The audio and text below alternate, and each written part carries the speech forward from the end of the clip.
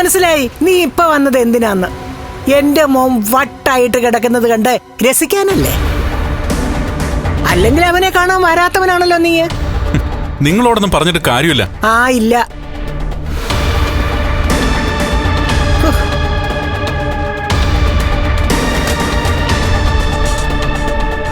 എന്താ എന്തു വേണം?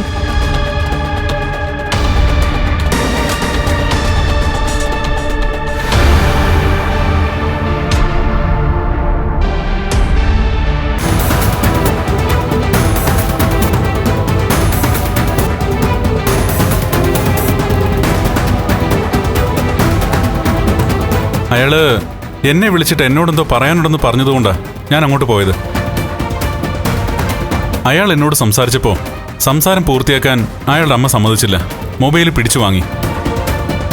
ഇപ്പോ അയാളെ കാണാനായിട്ട് ഹോസ്പിറ്റലിലേക്ക് ചെന്നപ്പോഴും അത് തന്നെ ഉണ്ടായത്. കാണാൻ സമ്മതിച്ചില്ല. കരുണയുടെ അച്ഛൻ ICUലാണെന്ന് പറഞ്ഞത് കള്ളമാണെന്ന് എനിക്കറിയാം. മനഃപൂർവ്വം എന്നെ ഒഴിവാക്കിയതാ. പിന്നെ ഡോക്ടറെ കാണുവാണെങ്കിൽ എനിക്ക് സത്യാവസ്ഥ അറിയായിരുന്നു. ആ ഹോസ്പിറ്റലിലെ ഡോക്ടർ എന്റെ പരിചയക്കാരനും അല്ലേ. അതിന് ഞാൻ മുതിരാതെ തിരിച്ചു പോരുമായിരുന്നു. എന്തായാലും കുറെ നേരമായിട്ട് മഹിക്ക് പുറത്ത് പറയാൻ പറ്റാത്ത എന്തോ സങ്കടം ഉണ്ടായിട്ടുണ്ട്. ഇനിയിപ്പോ ഞങ്ങളോട് പറയാൻ ബുദ്ധിമുട്ടുണ്ടെങ്കിലേ കണ്ണേട്ടനെത്തിയല്ലോ. എന്തുണ്ടെങ്കിലും മഹിക്ക് ഭർത്താവിനോട് പറയാലോ. എന്താടോ? ഒന്നുമില്ല കണ്ണേട്ടാ. കരുണയുടെ അച്ഛൻ തലയ്ക്ക് വെളിവില്ലാതെ പിച്ചും പെയ്യൊക്കെ പറഞ്ഞുകൊണ്ടിരിക്കുക. അതുകൊണ്ട് കണ്ണേട്ടൻ അവിടെ ചെന്നു കഴിഞ്ഞാൽ അയാൾ എന്തേലും ചെയ്യുമെന്ന് എനിക്കൊരു ഭയം ഉണ്ടായിരുന്നു. അയാളുടെ കൈയും കാലും ഒക്കെ ഒടിഞ്ഞു കിടക്കല്ലേ. അങ്ങനെ കിടക്കുന്ന ആള് എന്നെ എന്ത് ചെയ്യാനാ?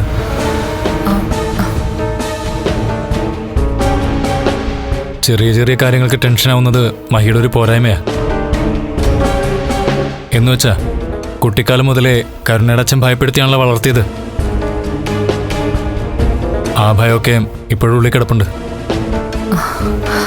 കണ്ണേട്ടൻ വെറുതെ കരുണയുടെ അച്ഛനെ കാണാനൊന്നും ശ്രമിക്കണ്ട. ഞാൻ കാണാൻ ശ്രമിക്കുന്നത് വേറൊന്നും കൊണ്ടല്ലടോ. എന്റെ അച്ഛന്റെ ആത്മാവ് അയാളുടെ ശരീരത്തെ കയറിയെന്നൊക്കെ പറയുന്നേ. ഇനി അതുമായിട്ട് ബന്ധപ്പെട്ട് എന്തെങ്കിലും സംസാരിക്കാനാണോ അയാൾ വിളിക്കുന്നതെന്ന് പറയാൻ പറ്റില്ലല്ലോ. ഇനി അച്ഛൻ അയാളോട് അന്നത്തെ അപകടത്തെ പറ്റി പറഞ്ഞിട്ടുണ്ടെങ്കിലോ?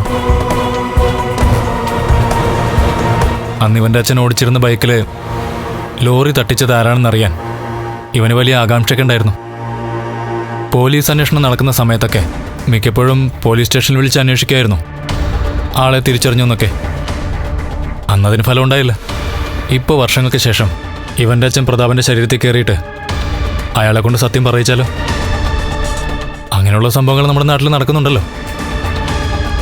എങ്കിലും അയാളെ പോലെ മനുഷ്യത്വം ഇല്ലാത്ത ഒരാളുടെ ശരീരത്തില് കണ്ണേട്ടന്റെ അച്ഛന്റെ ആത്മാവ് എന്തുകൊണ്ട് കേറിയെന്ന് മനസ്സിലാവുന്നില്ല.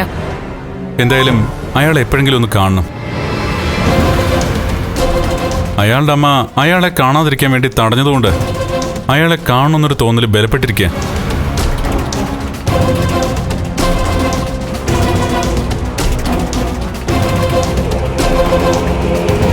എന്തോ അയാൾ മനസ്സിൽ സൂക്ഷിക്കുന്നുണ്ട് മഹി. അതിനീ തലയ്ക്ക് വെളിവില്ലാത്ത ഒരാളുടെ തോന്നലുകളാണോ അതോ സത്യങ്ങളാണോ എന്നറിയില്ല.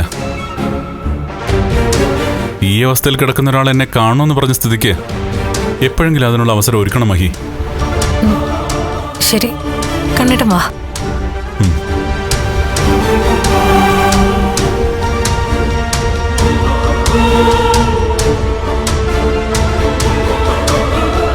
മഹി ഇപ്പോഴും എന്തിനോ ഭയക്കുന്നുണ്ട്. അതെ, അങ്ങനെ ഒരു തോന്നൽ എനിക്കും ഇല്ലാതില്ല.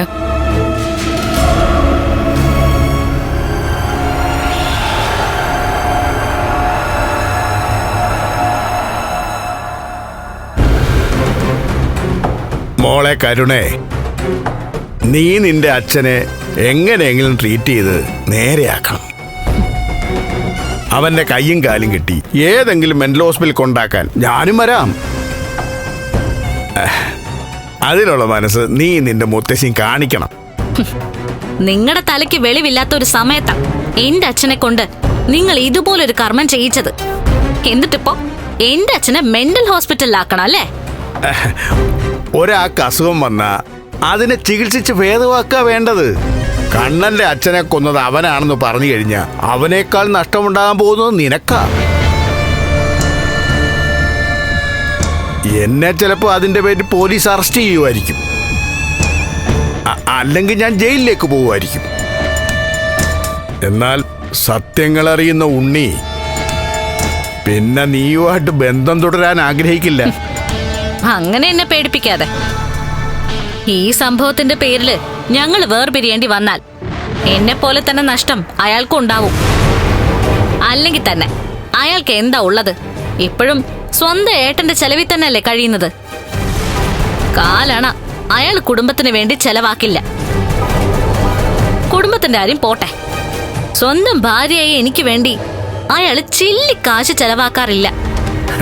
കാര്യമൊക്കെ ശരിയാ.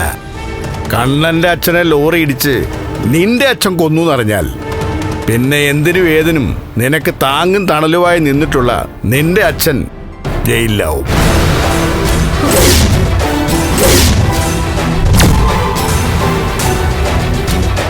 ഞാൻ ജയിലിലേക്ക് പോവുകയാണെങ്കിൽ എനിക്കൊപ്പം അവനും ഉണ്ടാവും. നീ നിന്റെ അച്ഛനെ കണ്ടിട്ടാണ് ഉണ്ണിയോട് നീ വാശി കാണിക്കുന്നത്. അവനും ജയിലിലേക്ക് പോകേണ്ടി വരികയാണെങ്കിൽ നിന്റെ അച്ഛൻ്റെ എൻ്റെ സമ്പാദ്യം മുഴുവൻ കണ്ണന് കൊടുക്കേണ്ടി വരും.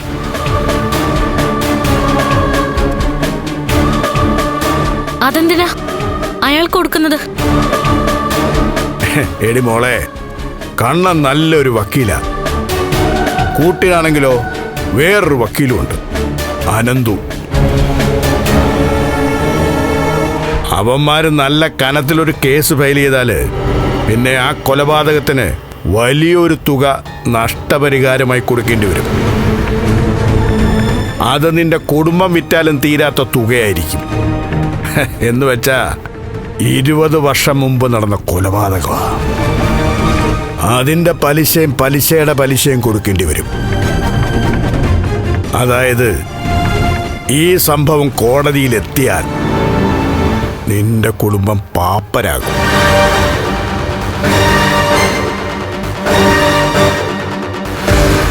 പിന്നെ നീ ഇപ്പൊ തന്നെ പറഞ്ഞു കഴിഞ്ഞു, ഉണ്ണിക്ക് ബാങ്ക് ബാലൻസ് ഉണ്ടെങ്കിലും അവൻ നയാ പൈസ പുറത്തെടുക്കാത്ത കൂട്ടത്തിലാണെന്ന്. അത് പറയാതെ തന്നെ എനിക്കറിയാം. പൈസയ്ക്ക് വേണ്ടി അവൻ സ്വന്തം അച്ഛനെ അമ്മയും ഭാര്യയെക്കാളും കൂടുതൽ സ്നേഹിക്കുന്നത് പണത്തിനെയാ.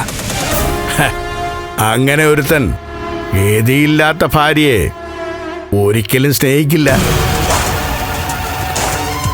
നിനക്കാണെങ്കിലോ നിന്റെ ചേച്ചിയുടെയും കണ്ണൻ്റെയും മുമ്പിൽ കൈനീട്ടുന്നത് മരിക്കുന്നതിന് തുല്യവാ. പക്ഷേ പ്രതാപന് ജയിലിലേക്ക് പോകേണ്ടി വന്നാൽ അത് സംഭവിക്കും. പിന്നെ നിനക്ക് നിന്റെ ചേച്ചിയും കണ്ണനെ ആശ്രയിക്കേണ്ടി വരും. ഇതിലേക്കൊക്കെ കാര്യങ്ങൾ കൊണ്ടെത്തിച്ചത് താൻ ഒറ്റ ഒരുത്തനാടോ? അമ്മാവനാണത്രേ, അമ്മാവൻ. തന്നെ പോലുള്ള അസുരന്മാരായ അമ്മാവന്മാര് ഒരു കുടുംബത്തിന്റെ നാശമാടോ? തന്നെ പോലുള്ള പണത്തോട് ആർത്തിയുള്ള അമ്മാവന്മാരാ ഒരു കുടുംബത്തിന്റെ അടിവേരിളക്കുന്നത്. പൊന്നു മോളെ, നിന്റെ അച്ഛനെ നിന്നെ നന്നായിട്ട് വളർത്താൻ വേണ്ടിയിട്ടാണ് ഞാൻ പറഞ്ഞ കൊട്ടേഷൻ ഏറ്റെടുത്തത്. അന്നവൻ ചില്ലറയൊന്നും അല്ല വാങ്ങിച്ചെടുത്തത്. പിന്നെ സ്വത്തിനോടും പണത്തിനോടൊന്നും നിനക്കോ ആർത്തിയൊന്നും ഇല്ലല്ലോ. അതുകൊണ്ടാണല്ലോ നീ കണ്ണനെ നിന്റെ ചേച്ചിയൊക്കെ ജീവന് തുല്യം സ്നേഹിക്കുന്നത്. ഡേയ്, ഇപ്പോഴും പ്രതാപം പോയത് കണ്ണനെയും ലക്ഷ്മിയെയും ലോറി ഇടിച്ച് കൊല്ലാൻ വേണ്ടിയല്ലായിരുന്നോ? അതെന്തിനാ? നിന്നെ സന്തോഷിപ്പിക്കാനല്ലേ. അങ്ങനെയുള്ള നീ എന്നെ വിമർശിക്കല്ലേ മോളെ. ഞാനൊരു അസുരനാണെന്നും കുടുംബത്തിന്റെ നാശമാണെന്നും പറയല്ലേ. നിങ്ങൾ ഇങ്ങനെയൊക്കെ ചിന്തിക്കുന്നതുകൊണ്ടാ നിങ്ങളുടെ മോൻ മുകളിലേക്ക് നോക്കി കിടക്കുന്നത്, ഒന്നും മിണ്ടാനും പറയാനും പറ്റാതെ. എന്റെ മോൻ അങ്ങനെ ആയത് നിനക്കും നിന്നെ സ്നേഹിക്കുന്നവർക്കും വേണ്ടിയാടി, അല്ലാതെ അവന് വേണ്ടി മാത്രമല്ല. നിങ്ങൾ എന്തൊക്കെ പറഞ്ഞാലും ശരി, ഈ പോക്ക് നല്ല പോക്കല്ല. ലക്ഷ്മിക്ക് കാര്യങ്ങൾ അറിയാം. എന്റെ അച്ഛനാണ് കണ്ണന്റെ അച്ഛനെ ലോറി ഇടിച്ച് കൊന്നതെന്ന്. എന്നാ നിങ്ങളാണ് അതിന്റെ പിന്നിലെന്ന് അവൾക്ക് അറിയില്ല. പക്ഷേ അത് ഞാൻ അറിയിക്കും. അറിയിക്കുന്നൊരു മുഹൂർത്തം ഉടനെ ഉണ്ടാവും. അതിലേക്കാ കാര്യങ്ങളുടെ പോക്ക്. അതുകൊണ്ടാണ് നിന്റെ അച്ഛനെ ഏതെങ്കിലും മെന്റൽ ഹോസ്പിറ്റലിൽ കൊണ്ടിടാൻ ഞാൻ പറഞ്ഞത്. എന്റെ അച്ഛനെ മാത്രമല്ല, നിങ്ങളെയും അവിടെ കൊണ്ടിടണം. ഒരർത്ഥത്തില് എന്റെ ജീവിതം ഇങ്ങനെയൊക്കെ ആക്കിയത് നിങ്ങളാ. എന്നും എന്റെ പിന്നിലായിരുന്ന ഒരുത്തിയെ എന്റെ മുന്നിലെത്തിച്ചു.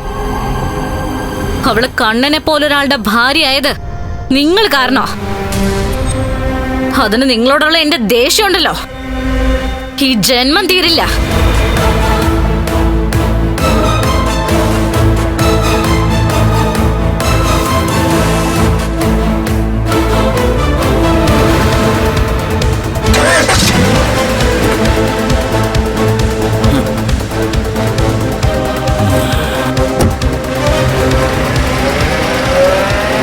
ഇത് വല്ലാത്തൊരു തലവേദനയല്ലോ.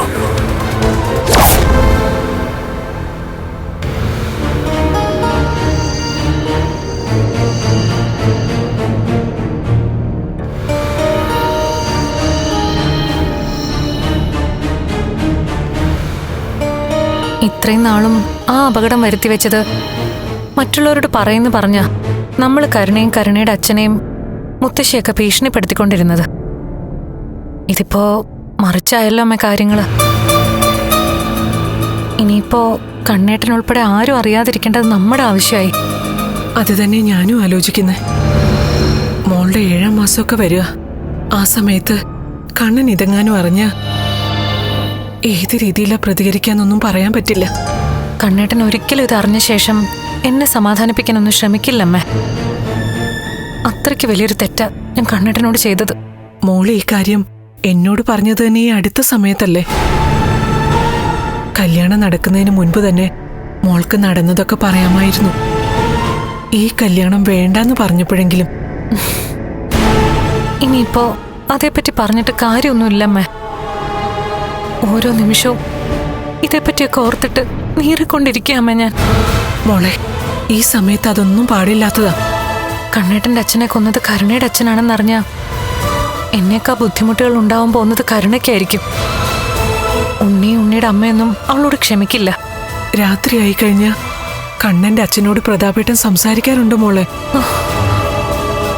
അതിന് അങ്ങേരുടെ അമ്മ സാക്ഷിയായിട്ടുണ്ട്. ഒരാൾ മരിച്ചു കഴിഞ്ഞാ അവരെ കൊണ്ടുള്ള ശല്യം തീരുമെന്നൊക്കെയാ ചിലരുടെ വിശ്വാസം. എന്നാ ജീവിച്ച് കൊതി തീരാത്ത ആത്മാക്കൾ ചിലപ്പോൾ അവരെ അപകടപ്പെടുത്തിയവരെ ഇതുപോലെ ശല്യം ചെയ്തെന്ന് വരും. എനിക്കാണെങ്കിൽ ഇതിനെപ്പറ്റി ആലോചിച്ചിട്ട് ഒരു സ്വസ്ഥതയില്ല. ലേഖയാണെങ്കിൽ ഏത് നേരവും ചോദിച്ചോണ്ടിരിക്കുക എനിക്ക് എന്താ പറ്റിയെന്ന്. ആകെക്കൂടി മാർക്കോയോടെല്ലാം തുറന്നു പറഞ്ഞത് മാത്രം ഒരു സമാധാനം. മോള് കുറച്ചു നേരം ഇരിക്കുവാണെങ്കിൽ ഞാൻ എന്തെങ്കിലുമൊക്കെ ഉണ്ടാക്കി തരായിരുന്നു. ഒന്നും വേണ്ടമ്മേ.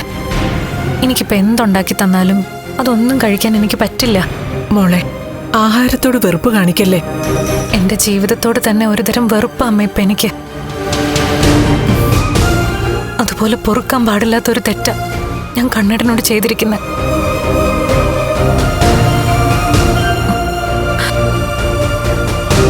ശരിയമ്മ.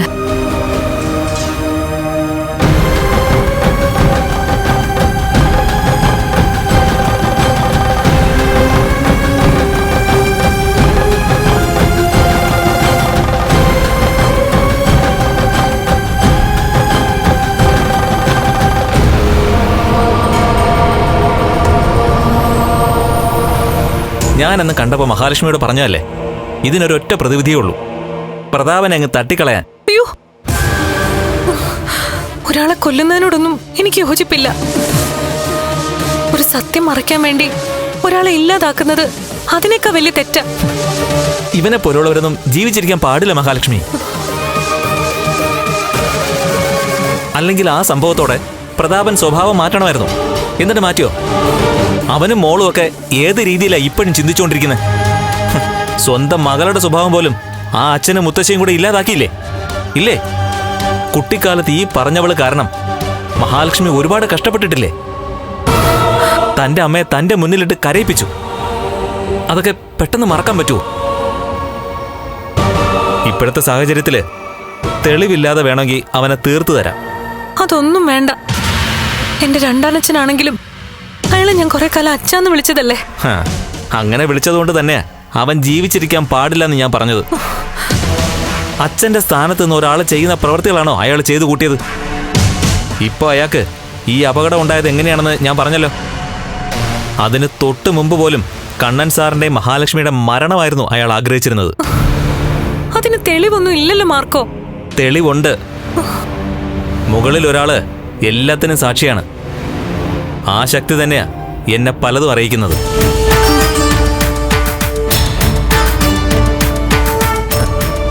ഏയ്, എന്താ ഇങ്ങനെ നോക്കുന്നേ? ഞാൻ കാണുന്ന സിദ്ധയായ അമ്മയും മാർക്കോയും ഒക്കെ എനിക്കൊരു അത്ഭുതമായിട്ട് തോന്നുവാ. അതിലും വലിയ അത്ഭുതമല്ലേ മഹാലക്ഷ്മിയുടെ ജീവിതത്തിൽ സംഭവിച്ചത്? അന്ന് ആക്സിഡന്റിൽ കണ്ണൻ സാറിന്റെ കയ്യിലുണ്ടായിരുന്ന ആ അയ്യപ്പ വിഗ്രഹം അത് തനിക്ക് കിട്ടിയില്ലേ? അതിനുശേഷം ആ അയ്യപ്പ വിഗ്രഹത്തെ പ്രാർത്ഥിച്ചുകൊണ്ട് നടന്ന തനിക്ക് വർഷങ്ങൾക്ക് ശേഷം കണ്ണൻ സാറിനെ ഭഗവാൻ കൊണ്ട് തന്നില്ലേ? അതൊക്കെ ഒരു നിമിത്തോടോ. കണ്ണൻ സാറിന്റെയും കണ്ണൻ സാറിന്റെ അച്ഛന്റെയും ആക്സിഡന്റിന് താൻ സാക്ഷിയായിരുന്നില്ലേ? അന്ന് തന്നെ അയ്യപ്പ ഭഗവാൻ ഒരു കാര്യം കുറിച്ചിട്ടിരുന്നു. ജീവിതത്തിൽ എന്നെങ്കിലും താൻ ഒരാളെ വിവാഹം കഴിക്കുകയാണെങ്കിൽ അത് കണ്ണൻ സാറിനെ തന്നെ ആവണമെന്ന്. വീൽ ചെയറിൽ സഞ്ചരിക്കുന്ന കണ്ണൻ സാറിന് കൂട്ടാവേണ്ടത്, കണ്ണൻ സാറിന്റെ വീൽ ചെയർ തള്ളിക്കൊണ്ട് നടക്കേണ്ടത്, അദ്ദേഹത്തിന്റെ കൈപിടിച്ചുകൊണ്ട് നടക്കേണ്ടത് താൻ തന്നെ ആയിരിക്കണമെന്ന്. ഞാനിപ്പോ പറഞ്ഞ ആ ശക്തിയുടെ തീരുമാനമായിരുന്നു ഭഗവാന്റെ തീരുമാനം. അതൊക്കെ ഒരു സ്വപ്നമായിട്ട് തോന്നുക മാർക്കോ എനിക്കിപ്പോ. ഇതൊക്കെ എങ്ങനെ സംഭവിച്ചെന്ന് എനിക്ക് പോലും അറിയില്ല. കണ്ണൻ സാറിന് സമയം മോശമായതുകൊണ്ടാ അങ്ങനെയൊക്കെ സംഭവിച്ചത്. എന്നുവെച്ചാ ഇവിടെ പ്രതാപൻ മാത്രമല്ല, കണ്ണൻ സാറിന്റെ ആ സമയവും പ്രതി തന്നെയാ. നമ്മുടെ സമയം മോശമാണെങ്കിൽ നമുക്കൊപ്പം ആരെങ്കിലും സഞ്ചരിച്ചാ നമ്മുടെ ആ സമയദോഷം അവരെയും ബാധിക്കും. അല്ല, അങ്ങനെയാണ് പറയാറ്. മാർക്കോയ്ക്ക് ഇതിലൊക്കെ നല്ല വിശ്വാസം ഉണ്ടല്ലേ? സാധാരണ മാർക്കോയെ പോലെ അത്യാവശ്യം ധൈര്യശാലികളായ ചെറുപ്പക്കാര് ഇതൊന്നും വിശ്വസിക്കുന്ന കൂട്ടത്തിലല്ല. ഞാൻ ആരെയും കാണിക്കാത്ത ഒരു ശക്തി എന്റെ കയ്യിലുണ്ട്. മഹാലക്ഷ്മി അത് കാണിക്കുന്നതുകൊണ്ട് കുഴപ്പമൊന്നുമില്ല എന്ന് എനിക്ക് തോന്നുന്നു.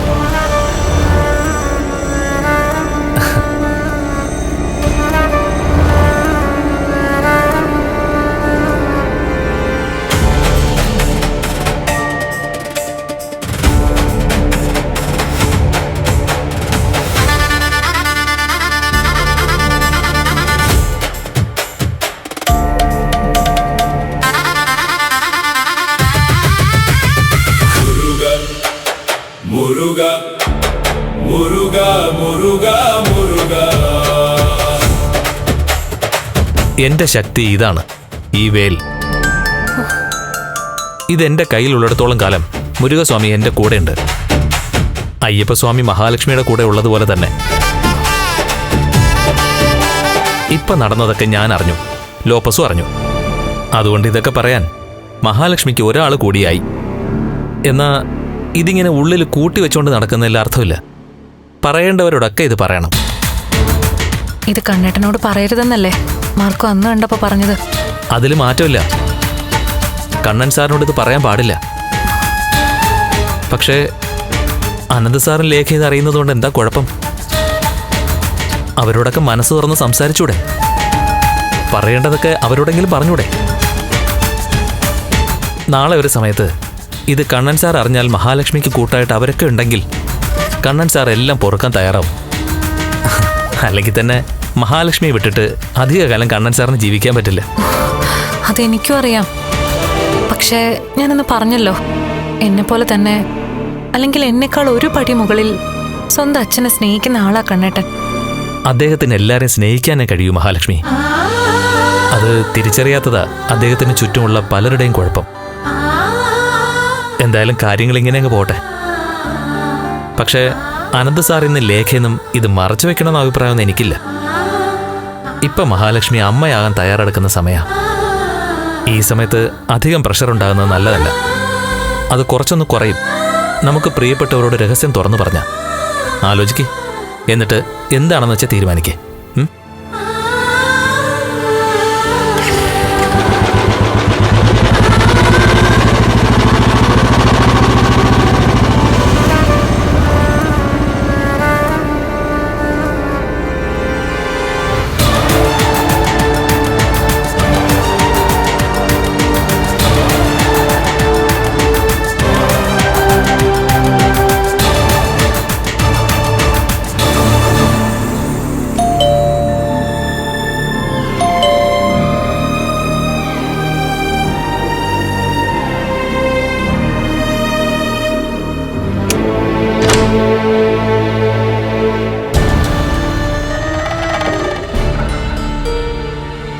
എത്തിയോ?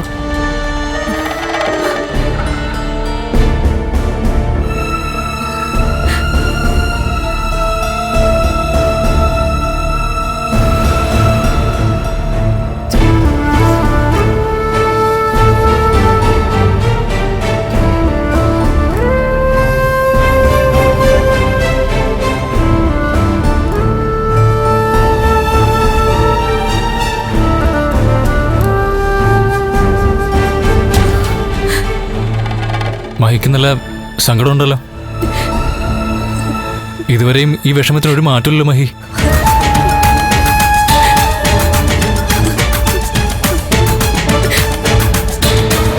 പ്രേക്ഷകരുടെ ശ്രദ്ധയ്ക്ക് നമ്മുടെ ചാനൽ 24 ഏഷ്യാനെറ്റ് കേബിൾ വിഷനിൽ ചാനൽ നമ്പർ 131 ലഭ്യമാണ്.